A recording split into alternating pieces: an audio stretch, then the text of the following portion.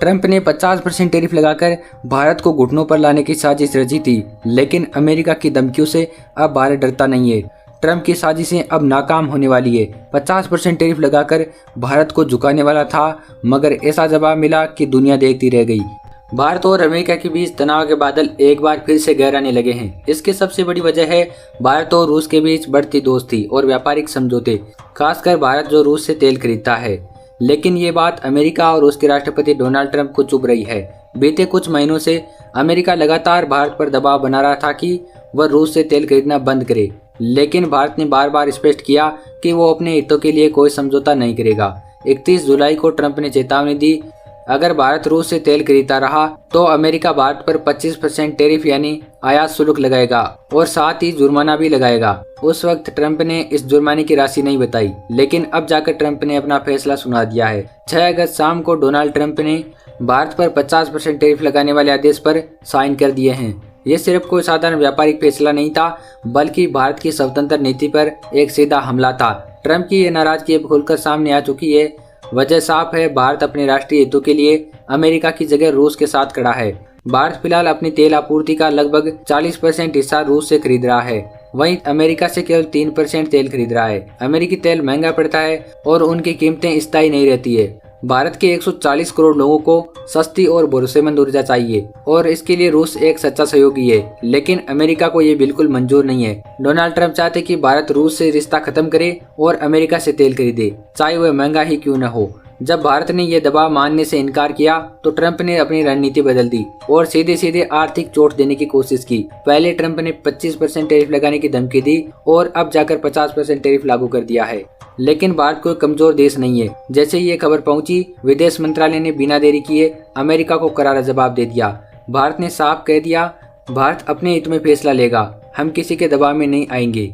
भारत सरकार ने अपने आधिकारिक बयान और ANI के जरिए 2 ट्वीट किए जो ट्रंप की इस आर्थिक साजिश का कड़ा जवाब थे। पहले ट्वीट में कहा कि यह अत्यंत दुर्भाग्यपूर्ण है कि अमेरिका ने भारत पर ऐसे अतिरिक्त शुल्क लगाने का निर्णय लिया है जो कई अन्य देश भी अपने राष्ट्र हित में कर रहे हैं। हम दोहराते हैं कि यह कदम अनुचित और अविवेकपूर्ण है। भारत अपने राष्ट्रीय हितों की रक्षा के लिए सभी आवश्यक कदम उठाएगा। यह बयान केवल औपचारिक प्रतिक्रिया नहीं था, बल्कि यह अमेरिका को यह समझाने की कोशिश थी कि भारत अब पहले वाला भारत नहीं है जिसे कोई विदेशी ताकत अपने इशारों पर नचाए।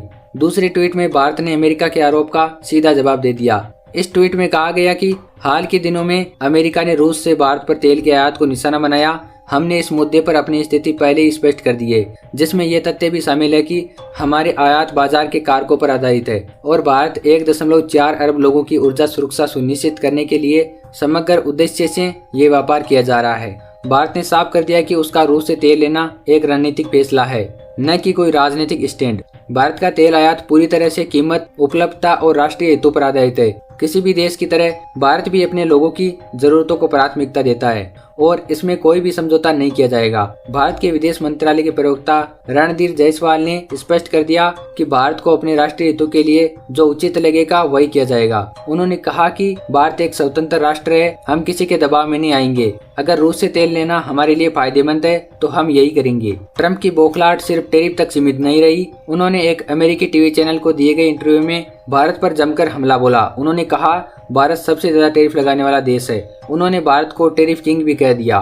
ट्रंप ने कहा, हम भारत के साथ कम व्यापार करते हैं क्योंकि वह सबसे ज्यादा टैक्स लगाने वाला देश है। भारत एक अच्छा कारोबारी देश नहीं है। यह वही ट्रंप है जो खुद रूस के साथ व्यापार करते हैं, लेकिन जब भारत ऐसा करता है तो उन्हें तकलीफ होती है। उन्होंने यहाँ तक धमकी दे दी कि अगर रूसी राष्ट्रपति व्लादिमीर पुतिन यूक्रेन युद्ध खत्म नहीं करते तो अमेरिका रूस पर और भी कड़े प्रतिबंध लगाएगा और भारत जैसे देशों को भी इसका जिम्मेदार ठहराएगा। उनका मानना है कि भारत रूस से तेल खरीदकर यूक्रेन युद्ध की फंडिंग कर रहा है, लेकिन ये तर्क पूरी तरह से खोखला है। भारत से पहले यूरोपीय देश रूस से तेल खरीद रहे थे और कई देश तो अब भी खरीद रहे हैं। अमेरिका खुद रूस से व्यापार कर रहा है। ऐसे में भारत को दोषी ठहराना केवल एक रणनीतिक दबाव नहीं, राजनीति है। भारत ने अमेरिका को सीधे शब्दों में समझा दिया है कि हम अपनी संप्रभुता पर कोई समझौता नहीं करेंगे। अगर अमेरिका ये सोच रहा है कि भारत उनकी धमकियों से डर जाएगा तो ये उनकी सबसे बड़ी भूल है। भारत ने अंतर्राष्ट्रीय मंच पर एक बार फिर दिखा दिया वह किसी के दबाव में आने वाला नहीं है। रूस से दोस्ती भारत के लिए एक रणनीतिक विकल्प है और उसे तोड़ना भारत के लिए आर्थिक और कूटनीतिक हितों के खिलाफ होगा। फिलहाल भारत ये साफ कर चुका है कि 140 करोड़ जनता की ऊर्जा जरूरतों को प्राथमिकता दी जाएगी, चाहे अमेरिका को ये पसंद आए या नहीं आए। सरकार अब अमेरिका से आने वाले सामान पर जवाबी टैक्स लगाने की योजना पर काम कर रही है। इसके अलावा भारत अब यूरोप, मिडिल ईस्ट और एशियाई देशों के साथ व्यापारिक रिश्ते बढ़ा रहा है ताकि अमेरिका पर निर्भरता कम की जा सके। भारत का इरादा साफ है, आर्थिक स्वतंत्रता ही असली आज़ादी है। इस पूरी घटना में एक बात तो साफ हो गई है, भारत अब वो देश नहीं है जो किसी के दबाव में आकर फैसला ले। आज भारत वैश्विक मंच पर मजबूती से खड़ा है, अपनी बात साफ शब्दों में कहता है और अपने राष्ट्रीय हितों की रक्षा के लिए किसी भी हद तक जा सकता है। अमेरिका को यह समझना होगा कि अब भारत केवल एक व्यापारिक साझेदार नहीं बल्कि एक रणनीतिक शक्ति है। भारत को डराकर, धमकाकर, ब्लैकमेल करके उसकी नीतियों को नहीं बदला जा सकता। ये समय है कि दुनिया भारत की रणनीति, सोच और उसकी आत्मनिर्भरता को समझे और सम्मान दे। अगर आपको ये जानकारी पसंद आई तो वीडियो को लाइक करें, शेयर करें और चैनल को सब्सक्राइब जरूर करें।